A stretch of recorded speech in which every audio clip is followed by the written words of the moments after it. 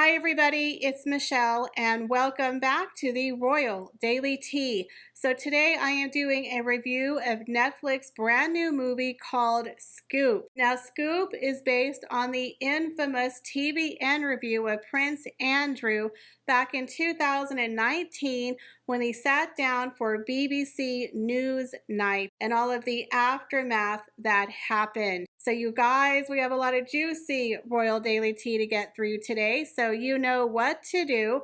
Sit back and relax, grab yourself a beverage, and let's get into the Royal Daily Tea.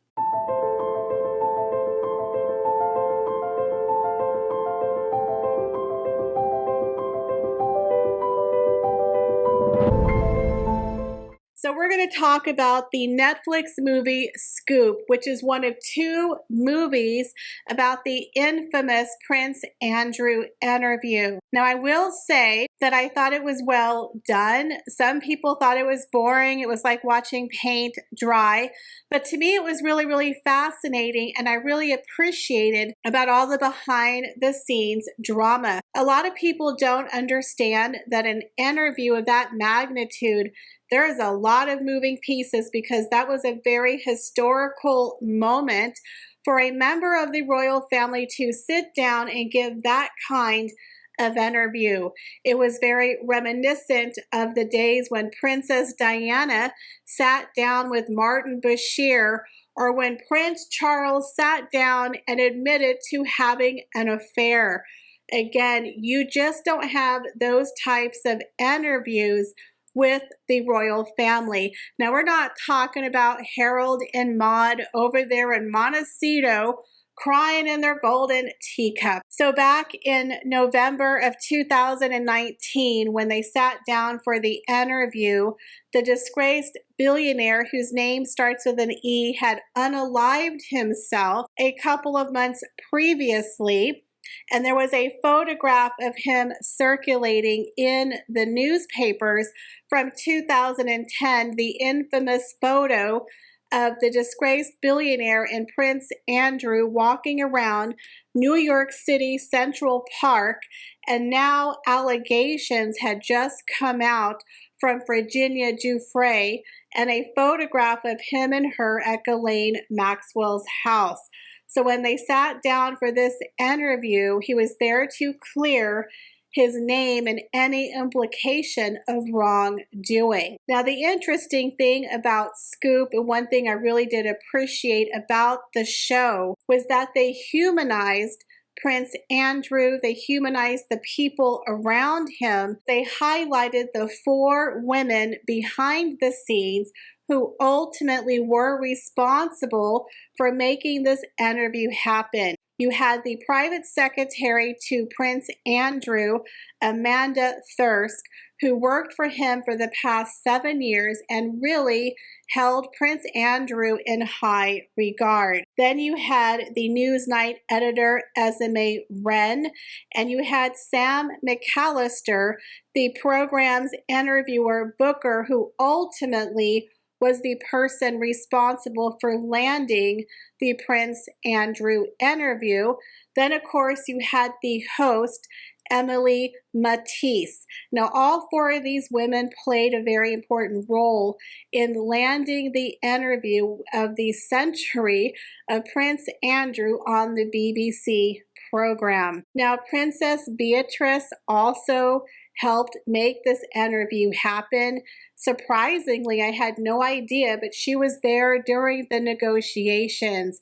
And a lot of people are saying that Princess Beatrice is upset that it came out that she was there, because at the time, Prince Andrew said he brought someone with him to the negotiations.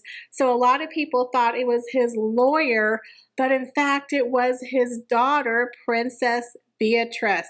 So they said, can you imagine how awkward it is to discuss some of the allegations of their father with young women while his daughter is sitting there? But I have to applaud Princess Beatrice for at least sticking by her father and trying to protect his interest.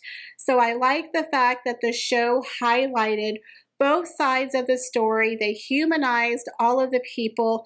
They didn't say he was a bad person. They just told what happened. It was a train wreck of an interview. Now, in my personal opinion, I do believe that they gave him a fair shot. They asked him questions. Unfortunately, he just didn't do a very good job of answering them. And I don't blame Andrew. I really do believe that Andrew's a good person. I don't believe he's a horrible man. He's made horrible choices, but I believe he's also a victim of his environment. Now, hear me out. Prince Andrew comes from a very privileged class.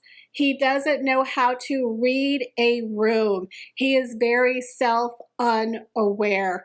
Much like Prince Harry, when Prince Harry sat down on the Oprah Winfrey interview with a straight face and was like, "Oh, my dad, he cut me off. Thank God we had the money. My mom left me." Remember that? And we're all just like, aren't you like 35 years old? And he was literally saying with a straight face, he couldn't believe that his father had financially cut him off when he walked away as a working royal. And what would he do without the multi-million-dollar inheritance that he inherited from his mom? Whew, thank God for that. We might have to get one of those JOBs that you poor people have. We're literally in a worldwide pandemic right now, and you're crying in your golden teacup because your daddy cut you off. But what I'm saying about a victim of his environment is that he doesn't know his perception.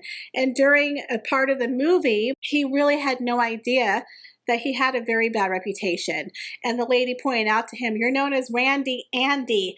That's not your reputation. That's actually your brand. You being with young women and being associated with this disgraced billionaire and the Randy Andy past, it's not a good look. Like, you really need to clear this up." So that kind of sold it to him because no one had ever talked to him in a truthful manner. So when he gave the interview, she did ask him real questions, but unfortunately, again, because he comes from a very privileged background, he's very entitled, which a lot of people think is pompous and arrogant, and it probably is. He had absolutely no remorse for meeting the disgraced billionaire. He's like, "I don't regret it because I had some great times. I met some interesting people. It was very useful to me, so I don't regret it." We're like, probably not the right answer. Then he gave all those really weird contradictions about how he doesn't sweat, how he went to a pizza party. And the lady was like, "Well, how do you know it was a certain date?" He's like, "Because it's out of character for someone like me to go to a pizza party." Again, very entitled. Now, Andrew's team actually thought he did an amazing job, which was actually very surprising. He was happy with himself. Prince Andrew was like, "Well, that went well." He even gave her a tour of the palace after they did the interview. He really thought that, "I just told you all the truth. Here I am. Take it or leave it. I'm innocent. We're done. There's nothing to hide here." Unfortunately, he had no idea how he came across as very entitled and very pompous. But the number one thing he didn't do, he didn't show remorse, which was ultimately a huge mistake. He kind of downplayed his association with a disgraced billionaire, and he downplayed the horrific crimes that his friend did. That was his number one downfall. After the interview, the people from the BBC literally ran out of there with the tape because they were afraid the Queen was going to squash the interview, and she could have cut it off at the last minute. So they were waiting until seconds when the air came and they were able to push the button and let it go live, because again, they couldn't believe how he sat there and the audacity that he had to have zero remorse. And I ultimately believe they were fair. I believe Emily was very fair to him. Some people were like, "Oh, she wasn't very fair to him.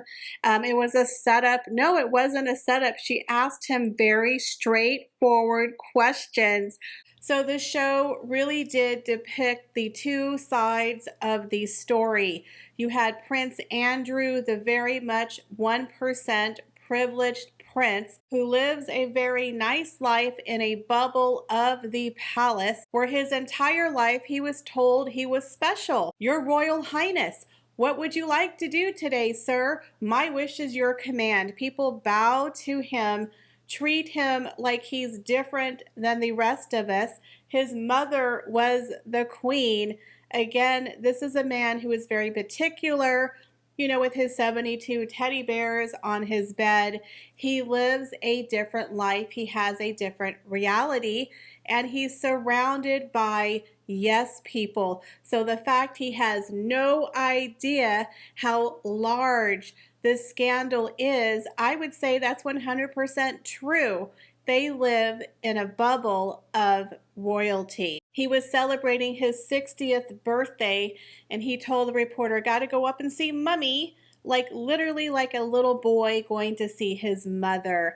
Again, it's different in the royal family. It's very different with the top 1%ers. They have a different sense of entitlement than the rest of us, and they don't have any remorse, they don't have any guilt, because that is all that they know is their life of privilege, and they don't apologize for it. So then you had the other side of the coin, which were the producers, the host, and the talent booker who worked for the BBC, working overtime trying to make this interview happen.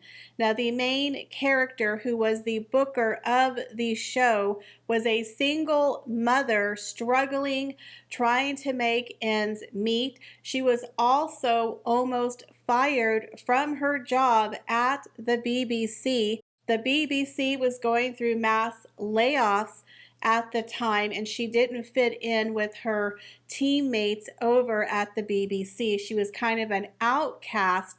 So you had that issue going on with the cast from the BBC. Then you had Andrew's side, where he's kind of like arrogant and, "Oh, I don't know why I got to do this, blah, blah, blah." Again, he has no idea what people are saying about him because he's protected in this little bubble of wealth and privilege. But I did find it fascinating the way that they kind of showed both sides of the story and how it blended together. Unfortunately, it was a train wreck, but in my opinion, he only has himself to blame for not showing remorse for his really bad judgment. But in the end, it was a very entertaining show. It was a little slow moving, but I enjoyed the acting and learning behind the scenes of this very historic moment. So let me know if you plan to watch Scoop. Leave me your comments, guys, down below. As always, I appreciate each and every one of you, and I hope to see y'all in another video. Bye, guys.